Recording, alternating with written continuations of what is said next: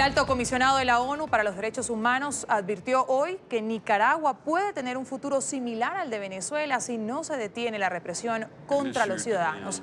Zeid Ra'ad al-Hussein dijo que es necesario liberar a los opositores detenidos en medio de las protestas y generar un cambio de actitud en el gobierno de Daniel Ortega para evitar que su país termine como el de su homólogo Nicolás Maduro.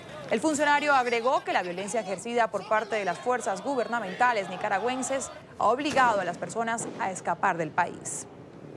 Hemos emitido un informe solicitando medidas urgentes para abordar la crisis de derechos humanos en Nicaragua, donde el nivel de persecución es tal que muchos de los que participaron en las protestas o defendieron a los manifestantes o los disturbios o simplemente expresaron puntos de vista diferentes, se han visto obligados a esconderse, han abandonado Nicaragua o están tratando de hacerlo. La represión y las represalias contra los manifestantes continúan en Nicaragua mientras el mundo mira hacia otro lado. La violencia y la impunidad de estos últimos 4 meses han expuesto la fragilidad de las instituciones de los países y del Estado de Derecho y ha creado un clima de miedo y de desconfianza. Y solo el número de aquellos que salen de Nicaragua es un testimonio de eso.